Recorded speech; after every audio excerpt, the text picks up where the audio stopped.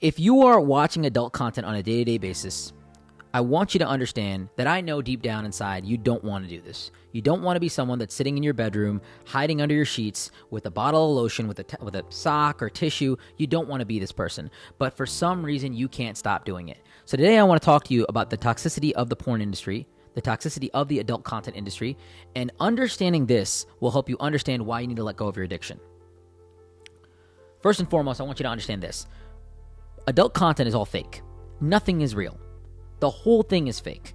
The story they put behind it, the girl getting into the car, the classroom, it's all fake. It's all designed to make money. It's all designed to get your attention. Do you know how much time that you are wasting on a day-to-day basis just sitting at a screen, completely locked in, hand over here, on your junk, just focused on something? Think about it. And think about that in a week. Think about that in a month. Think about that in a lifetime. You could be using that time to learn a language, to be learning a new cooking recipe, to be working out, to be working on your business, to be talking to actual real women that you want to have meaningful relationships with. But you're sitting here wasting it, throwing it away, and you're monetizing on platforms that have nothing to do with you. You're subscribing to this negativity. I'm going to tell you a lot of things here, but I just want you to understand that the time that you're wasting is the worst thing that you're doing to yourself. I don't even think that the act in itself is like as bad as the time that you're losing. Like, it's damaging. Like, it's not good for you. Like, you're definitely hurting your dopamine cycle, but it's the time. You are the youngest you are in this very moment, and you're spending it looking at a woman that doesn't know who you are, being touched and caressed by another dude, being intimate by another dude that you have no idea who he is, and you're making money for an industry that does not care about who you are, that's just focusing on your dopamine need, and you're getting lonelier and you're getting weaker. I know after you're done, you don't feel good. You don't feel accomplished. You're not like, yes. Nobody wakes up in the morning and journals to themselves, I need to jack off 3 times a day. I need to up my level of pornography use. Nobody says that. Nobody. There's not one person in this world. But you're out here doing it consistently. And sometimes we slip. Sometimes we fall. Sometimes we kind of just get into this dark cycle where we're just kind of engaging these behaviors that are just not good for us because we are lonely, we're depressed, we're sad. Look, let me tell you something. You need to understand the porn industry is fake. The second thing I want you to understand is the dopamine cycle is very, very bad. Your body is naturally going to produce dopamine on one major scenario. Dopamine and serotonin are the chemicals of feel good. You produce these when you accomplish something, when you get something. See, I've always heard this quote, and I think this is actually from Andrew Tate. Andrew Tate said this. It was, having a nice car isn't fun. Getting a nice car is fun.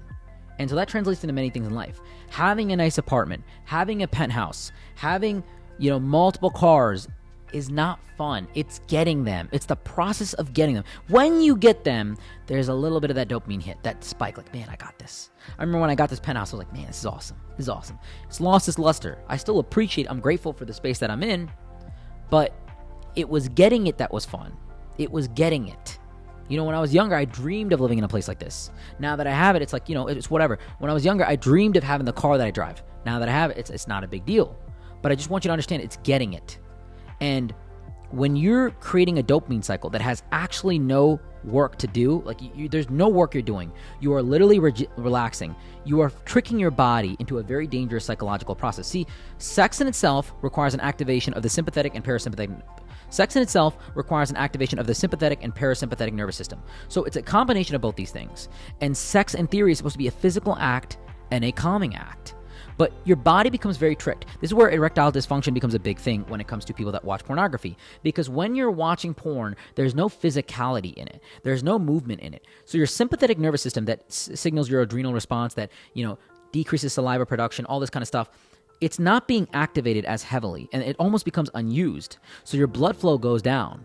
And so your vasopressin, all these things get messed up. So when you're engaging in constant pornography use, your parasympathetic, your calm nervous system is more so activated. So when it actually comes down to doing what you need to be doing, you just don't have the blood flow to get things going. That's why erectile dysfunction becomes a thing. Another thing is a psychological component of that, because you're watching these women that are AI driven, that are just modeled up, that have insane camera lighting on them, that have all this work done on themselves in this high pressurized state. They're oiled up, and it's just not replicative of real women. Real women don't really look like this.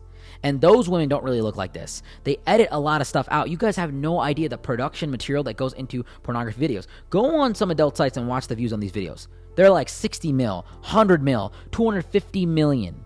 Those are like A-list celebrity rap videos. A-list celebrity artists don't even get those views. They don't. They really don't. Most of the if you look at the top 10 most visited sites in the world, 3 of them are adult content sites. It's crazy.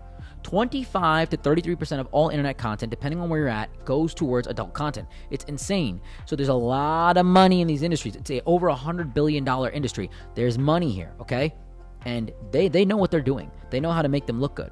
These women don't look real. They are not in the real look. They're not in the real look and feel of women. And you're doing yourself a disservice by taking pleasure in something that you have absolutely no work to do. You're doing yourself a disservice by taking pleasure in something that you have actually put no work in to get. You're looking at pixels on a computer screen. So your mind is now conditioned to look at these women that are not real, that are pixels on a screen. And I know how it works. You got multiple tabs open. You're clicking through. You're going fast. You're looking at just certain scenes of the action itself. That's not how real sex goes. That's not how real intimacy is. And if you want to perform in real life, it ain't going to work like that.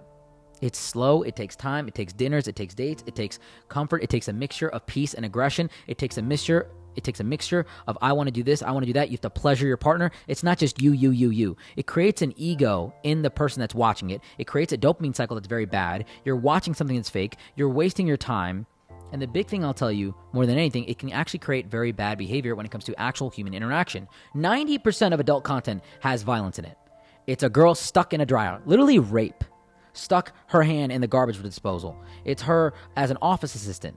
It's her as a police officer. It's like all these scenes of male primitive domination. That's not how the world works today.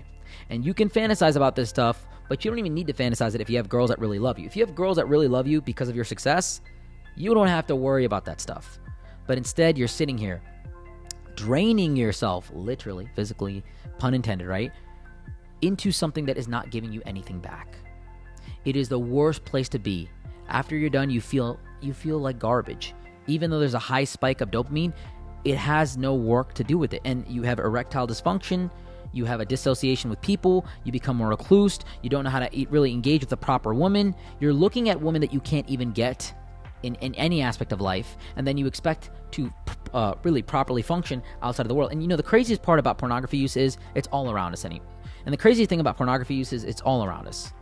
This device right here is a porn studio. It is everything you need. I can get any woman naked on this device right here. And now with OnlyFans, you can even get girls that you know.